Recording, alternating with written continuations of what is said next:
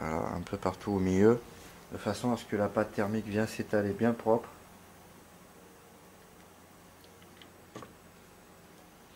On récupère le sens du câble, le connecteur, qui vient ici.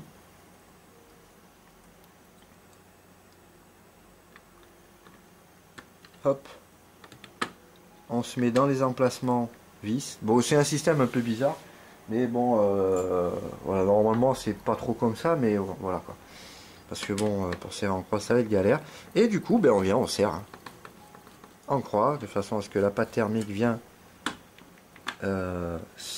s'étaler un peu partout. Voilà, je vais lever un peu la carte, de façon à ce que les vis, parce qu'après les vis elles vont dépasser un chouille pour rattraper la backplate qui est derrière. Et voilà, un petit coup ici, un petit coup là, un petit coup ici, un petit coup là, toujours en croix. Hein. Voilà, tac, tac, et on répète ça un peu partout.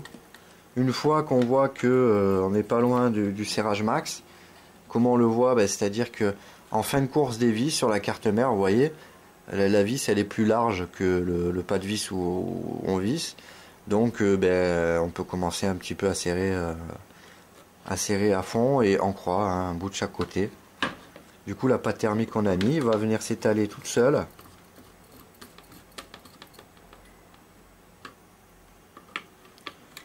Et du coup le serrage max, ben, voilà, un serrage max d'usine hein, qui est prévu pour ce type de socket. Voilà, tout simplement.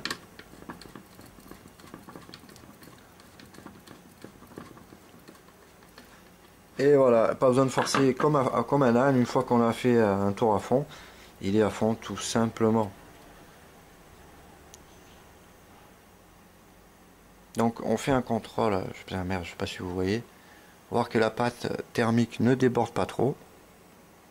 Ça m'a l'air super impeccable.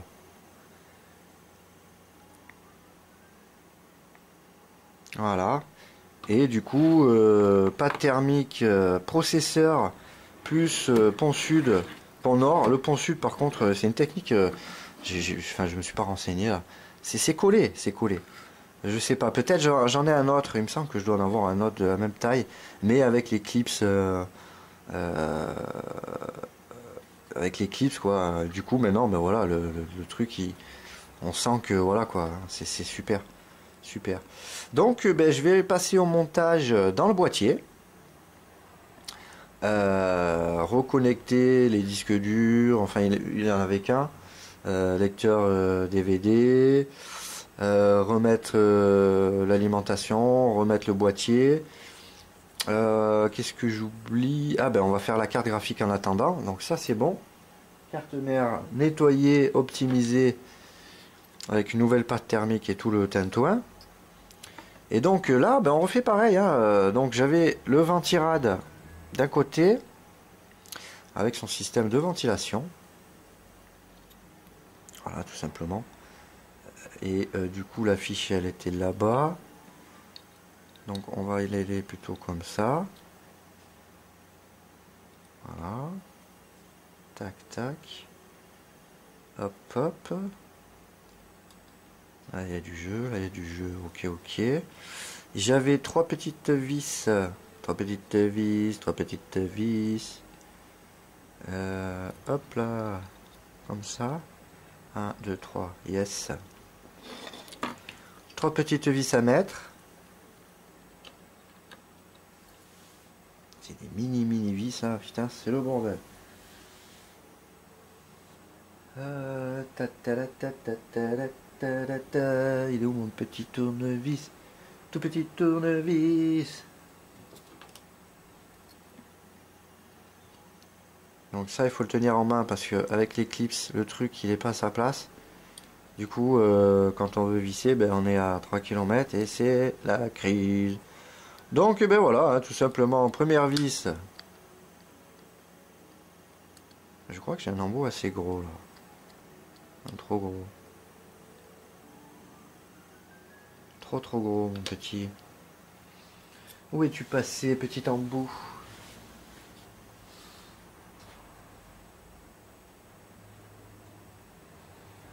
Petit embout.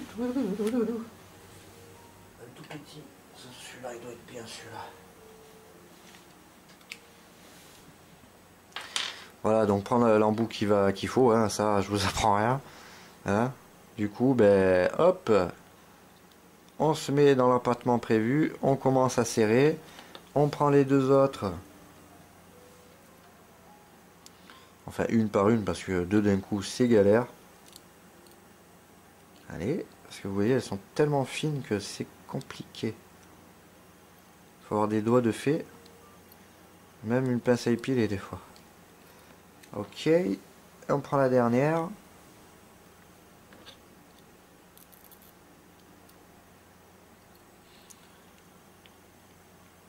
Voilà, hop hop hop.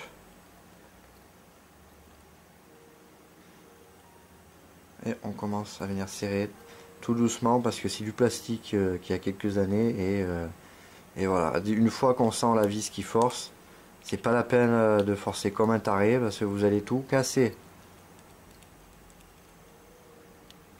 Vous voyez, c'est des trucs, des tubes plastiques et voilà, avec le temps ça chauffait, surchauffait, on sait pas trop comment ça a vécu, voilà, précaution. Faire extrêmement attention parce que si on foire un truc, bon peut-être un ça irait, mais deux, après le ventilateur, une fois qu'il va tourner, il va se barrer à droite à gauche. Voilà, donc ensuite, j'avais pas fini de visu de nettoyer un peu cette merde là, pas de thermique hein, qui est un peu débordé. Voilà, donc toujours du white spirit ou de l'alcool à 90, hein, on s'embête pas avec ce chichi là de... Pour moi je le fais tout le temps, ça fonctionne très bien. Rapide d'utilisation, enfin voilà, il n'y a rien à dire. C'est... Pour un nettoyage en profondeur, c'est nickel. Voilà. Essayez de pas trop faire le port. Sachant que ça dilue vite, hein, la pâte thermique se dilue, donc s'il y en a un peu sur les bords qu'on veut garder, en l'occurrence ici sur cet exemple là, parce que je vais pas tout enlever quoi, il y a déjà une petite épaisseur, voilà, et ça c'est en dehors de la puce, donc voilà, je vais pas m'amuser à tout enlever, sachant que ça n'a pas trop d'importance. Ensuite, ventira de fait, donc on vient sur la carte en elle-même. Et on refait pareil, hop, on badigeonne, je sais pas si on voit bien, on badigeonne de façon à ce que on sente que la pâte thermique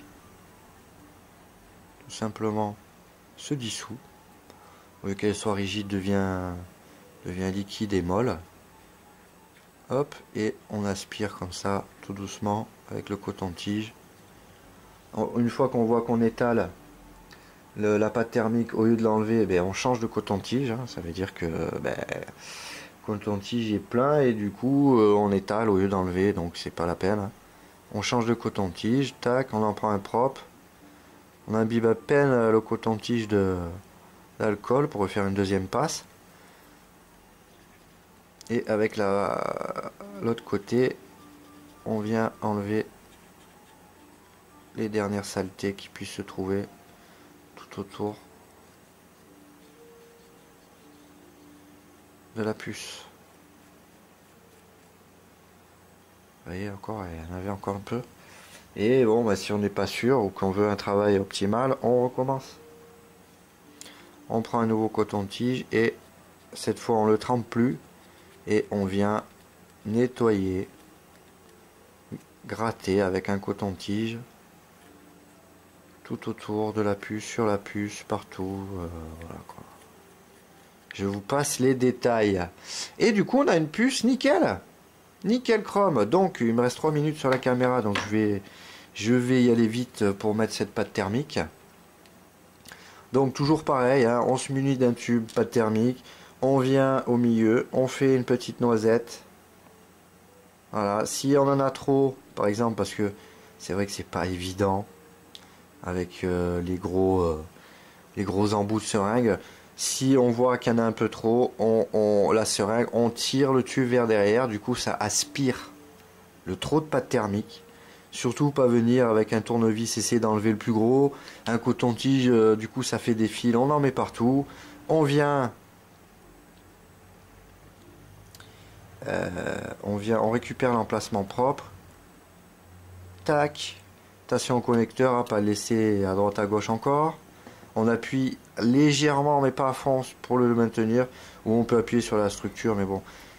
Et on vient forcer sur les 4 petits plastiques qui vont permettre de le remettre dans le chipset graphique à sa place d'origine.